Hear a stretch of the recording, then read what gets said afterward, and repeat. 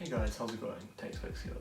Yesterday was Apple's annual WWDC event where they announced new versions of iOS, WatchOS, iPadOS, tvOS, and macOS, as well as new Apple Silicone iMacs, which are to come as soon as later this year, which is pretty cool. So in this video I'm going to try and summarize all the main key points of what happened, and without further ado, let's begin. Okay, so the main attraction, which most of you are probably going to want to know about because obviously many of you have iPhones, is the new iOS, which is naturally iOS 14. This year Apple has made some pretty significant changes to iOS, and the one that you probably have already heard about is widgets on the home screen. Although this is something that Android has had for a while, it's nice that Apple has finally come round to adding it, because there are many people like myself that have always wanted this feature so that they can glance at information really quickly without having to open the associated app. Some of the things that you could have on them include the weather, the stock market, your calendar, or even a random selection of your photos. And what is really cool is that you can stack different widgets on top of each other and swipe up and down on them so you can change them whenever you want to. There's also even a suggestions-based one which changes throughout the day and shows you what it thinks you might want to see. So in the morning it could show you the latest news, and in the evening it could show you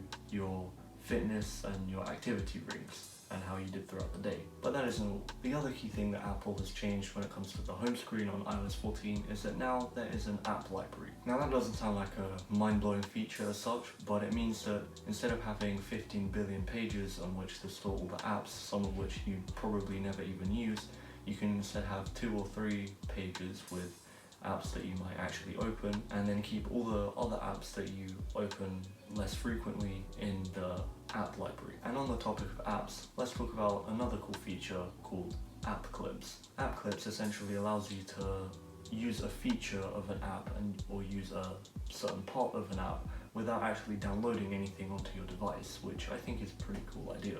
The demo that Apple previewed was of someone buying something like a coffee or something, and since they didn't have the app for the specific shop, they used the app clip of it, which allowed them to pay without actually having to fiddle about with downloading it. Now my first reaction to this was, what if you have loads of them and then it just takes up all your storage? Or all app clips will only be able to be a maximum of 10 megabytes, which is a good thing if you're going to be using these often, as otherwise you might end up with tons and tons of them just slowly building up and taking your storage.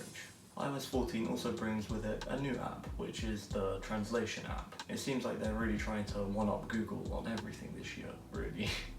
Although the new translation app doesn't offer every single language, the languages that it does offer are all usable offline, which is pretty good because they are the languages that you're most likely to use. And another thing that this translation app can do is that it can work through Safari to translate pages, and this is pretty good because previously most people would have only known about Google Chrome. Siri has also got some improvements this year as well, and this is both visually and in terms of how smart she is. Instead of taking up the entire screen like in previous iOS versions, Siri is now this floating blob at the bottom of your screen, and anything that she does will take you directly to the app, and anything that she does want to show you will just be a small card instead of taking up the whole screen. Not only this, but Siri is now overall more intelligent, and this means that she knows more knowledge about general things, so this will hopefully mean that there will be less "this is what I found on the web for you" results, as that's kind of annoying and kind of what made Siri a joke. Messages also see some improvements this year. Now you can pin conversations to the top of your app, which is useful because obviously some people you chat to more than others. And now you can mention people and also reply to specific messages in group chats, which makes it much more similar to WhatsApp, as they were features that kind of made people want to use WhatsApp instead of iMessage. And of course, what would be any iOS update without emoji customizations? Now there's more hairstyles, there's even a mask now as well, which I guess is pretty cool. Other features include car key, which basically allows you to use your phone as a key to your car. Yeah. And it means that people who buy newer cars will be able to unlock their cars with just their phone, as well as even start their cars with just their phone, which in theory seems like a pretty good idea, but my question is, what happens when your phone gets stolen or you run out of battery? you're just not going to be able to use your car anymore. AirPods now have better switching between devices, so you can just start using another device and your AirPods will just switch to it. As well as this, AirPods Pros are getting better surround sound because you can now move your head and then the surround sound will kind of move with you, which I think that's a pretty cool feature. There are also plenty of other features which I haven't mentioned because obviously otherwise this video will go on for too long, but if you do know any, drop them down below so everyone can hear them, and yeah.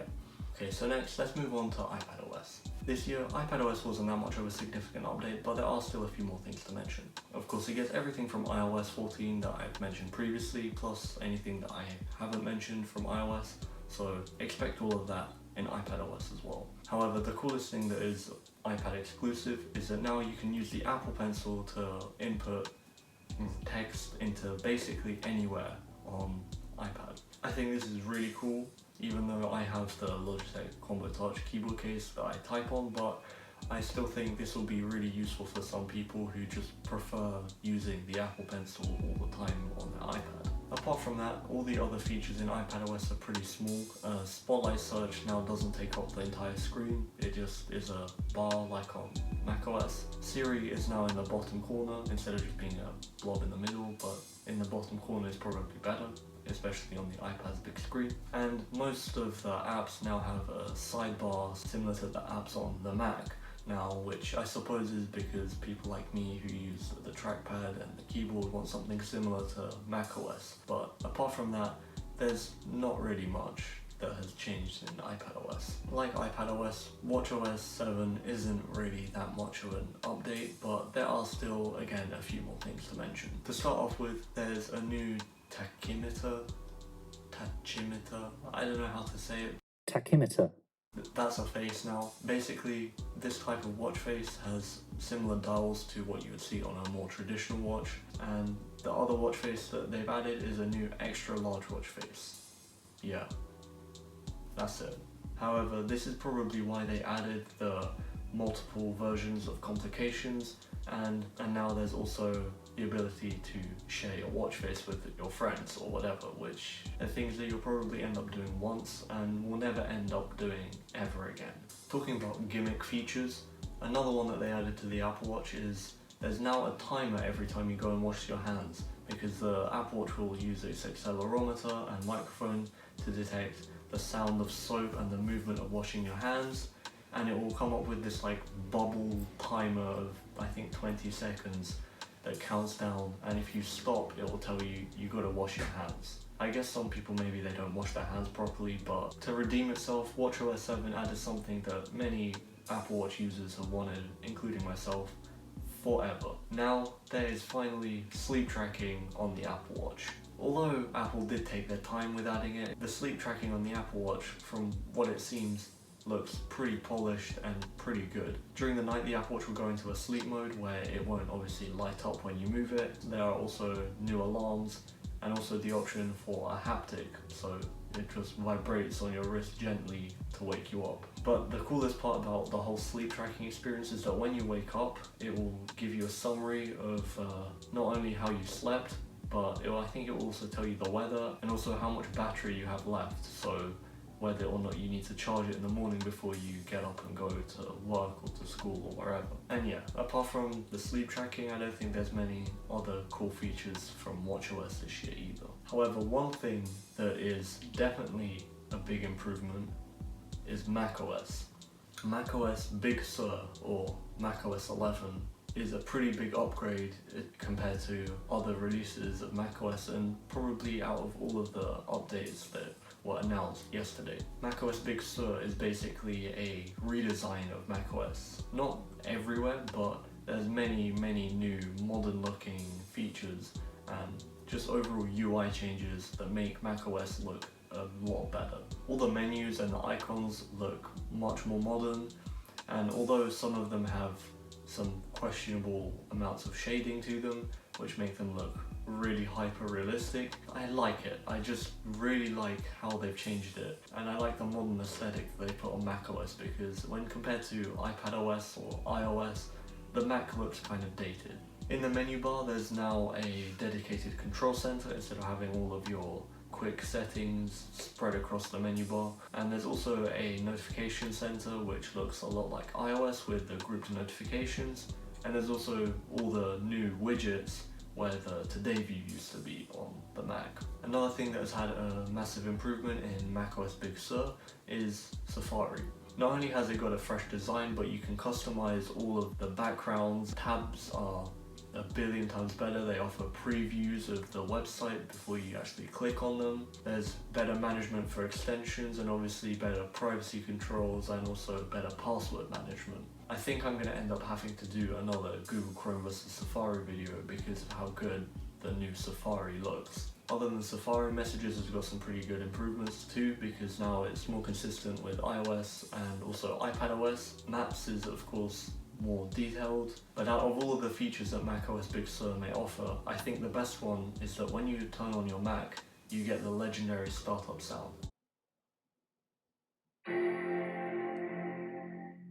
Of course, macOS Big Sur has them improvements that I've just mentioned, as well as probably many more which I haven't mentioned, but the Mac also got a significant upgrade yesterday in WWDC. Tim Cook told us that the Mac lineup would eventually be switching to Apple's own silicon-based chips instead of keeping Intel as their supplier, which, although for most people this doesn't mean much, it means that Macs will get much better performance, and obviously since Apple controls the chips themselves, it will be better optimized for apps and for overall consistency across all the devices in terms of architecture for applications. Along with this, Apple also announced a new Mac Mini, which is also known as the Developer Transition Kit. Basically, it's a tiny Mac that developers can use for making apps during this transition period from Intel to Apple's own silicon. The Mac Mini itself has a A12Z